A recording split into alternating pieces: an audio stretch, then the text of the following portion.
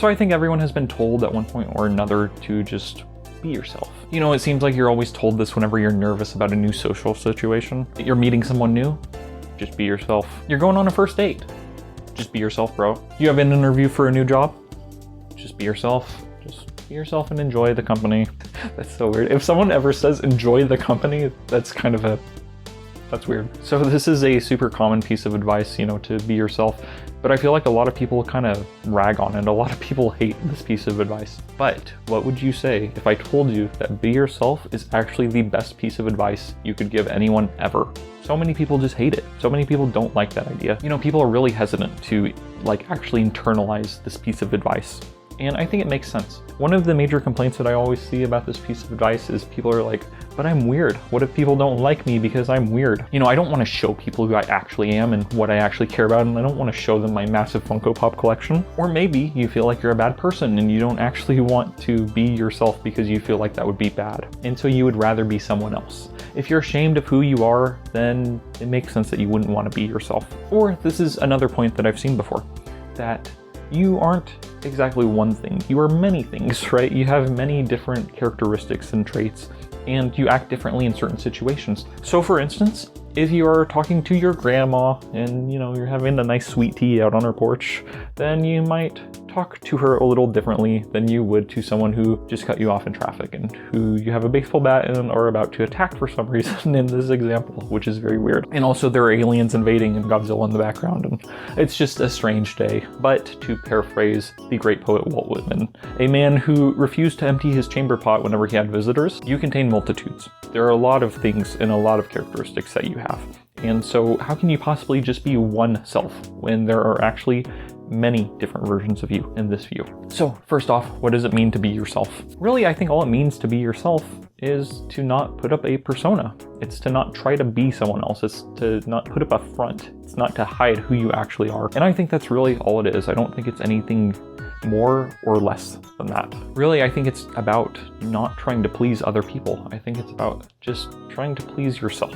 And that's hard.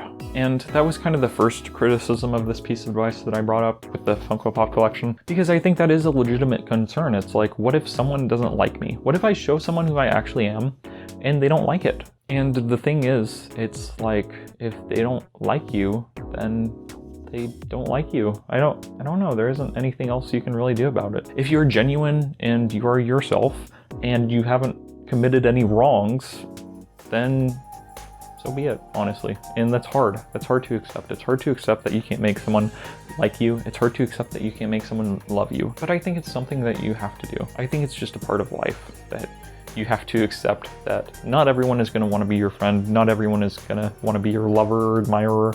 And that's the way it should be, probably. I feel like you would be screwing up somehow if everyone did want to be your friend. You know, you can be the best person you can be, which I do not think is the same thing as trying to be someone else. But I think rather that being the best person you can be is being the best version of yourself. But you're still yourself. If you're the best version of yourself, that's still you. But I think that if you're doing that, if you're trying to live in a way that's good, then congratulations. If someone doesn't like you, then okay. Ultimately, it's not up to me whether or not someone likes me. I can control my actions and I can control who I am, but I can't control the consequences of those actions. So the thought of someone not liking you is scary. Just plain and simple, it is frightening. It is absolutely terrifying that someone that you like and admire won't like you. It is scary that someone won't give you a job because you're you.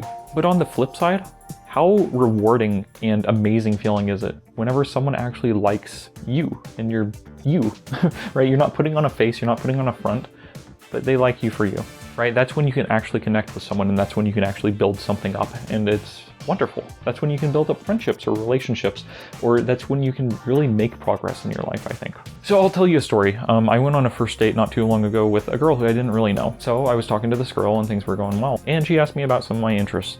And so I was tempted, as I always am, to repress myself.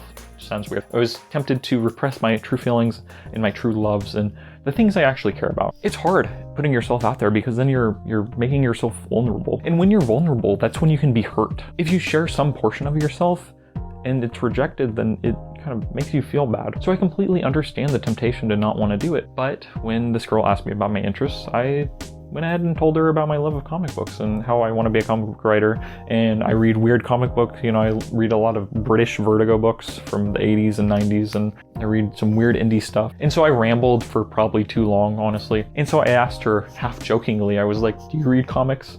You know, and I was expecting no, because she just didn't seem like the kind of girl who would read comic books. I don't know, she didn't seem nerdy, she didn't seem like a weirdo like me. And so it turns out that she was actually totally into Batman comics, and so we kind of connected over that a little bit.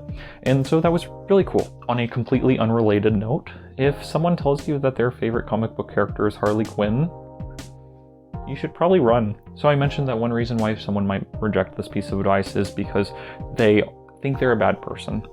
And my response to that is, I don't know you. Maybe you are a bad person. But here's the thing. If you are a bad person, then there's hope, and you can change and you can become better. And I think that being someone who you want to be is a start. I think that acting like a better version of you is something that you should aspire to do, honestly. I think that it's something I try, and I think it's just a good thing to do. Whether or not you think you're a scumbag or, you know, you think you're a great person, I think that you can always try to be better and try to help. So the thing is that being yourself is not easy in any way, shape, or form, because like I said, if you are yourself, then you open yourself up to harm. If you are vulnerable, that's when you can be hurt. But the thing is, it is so much more difficult to be someone else. It is exhausting to try to be another person.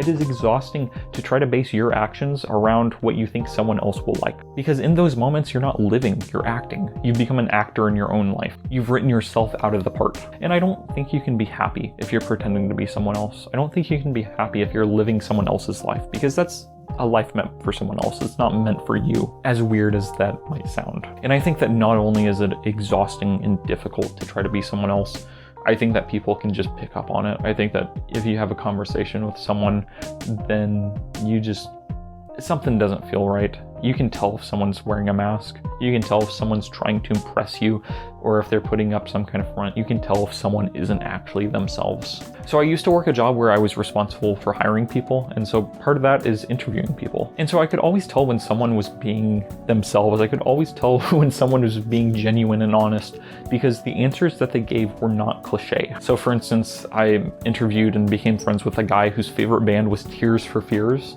And it's like, bro, I like Tears for Fears. You know, I love all that 80s new wave stuff. But like, whose favorite band is Tears for Fears? You know what I mean? It's just like so weird. And again, I like the band, but I'm like, they would never be my number one. And so that's how I knew he was being genuine and honest, because no one would say that their favorite band is Tears for Fears to impress someone. There is no reason to say that your favorite band is Tears for Fears unless it genuinely is. Now, if your favorite band is actually Tears for Fears, please drop a comment down below, because that's weird, and I would like to ask you why. But really, I think that being yourself is kind of the only way that you can go about living in the world in a way that brings you any kind of happiness or joy. And I don't mean to imply that you will always be happy, because you won't. Like, that's just not life. You know, no one's happy 100% of the time, or even 50% of the time probably. I don't know, maybe it's just me who's sad all the time. While I was making notes for this video, I remembered this Alan Moore quote, and I'm gonna paraphrase it, but it's something like, the audience doesn't know what they want. And so what Alan Moore was referring to is, he was a comic book writer. He's like a wizard and stuff like that. He's pretty cool. So what he meant when he said that the audience doesn't know what they want is that the people, they think they know what kind of stories they want. They think they know what kind of movies they want to see and watch and hear and all that, but they don't really. No one actually knows what they want. And like, that's kind of a weird concept. That's a weird idea. But I'll give you an example. My favorite record of all time is probably Disintegration by The Cure. And it's dark and it's moody and it's atmospheric and it's a very gothy record. And it's a record about love and about loss, and it's a record about, you know, being homesick, and it's just kind of a sad record. Now, if you asked me what kind of record I might enjoy before I listened to that record, I probably wouldn't have listed off anything that matched this record. But I grew to love this record, and I absolutely adore it, and I love The Cure. So I think Alan Moore's right. People don't know what they want. And I think that applies to people too. People don't know what kind of friends they want. You know, yeah, they can tell you characteristics for sure. No one wants a friend who doesn't like them. No one wants a friend who's mean, who's rude, who forgets them. Yeah, there are absolutely characteristics you can point to and you can be like, yeah, screw these people. But the thing is that your best friends and the people who you connect with the most aren't actually the kinds of people that you envisioned initially that you would connect with. And I think that is true of other people as well. that people who connect with you, who love you, who relate to you, might not have initially envisioned you as someone who would fulfill those roles, but you're there now, so that's something. I don't think that being yourself means being brutally honest and telling people directly to their face that you think they suck or that they're a piece of crap, or I don't think that being mean to people is being yourself. I don't think that's what the piece of advice is saying. Like I said in the beginning, I think that it's just saying to not put up a front. I think it's saying to not put on a facade, to allow yourself a little bit of vulnerability, and hopefully people will respond well to it. And if people don't respond well to you being yourself, then someone else will. There are 8 billion people in the world, and so someone's bound to love you. And yeah, I don't think you can be happy unless you're yourself. And even then, it's hard. So that's kind of a sad note to end on. Anyways, I have my Black Phillip goat here, and I love him. I don't know what sound a goat makes. Thank you for watching, and be yourself, bro. Have a nice night.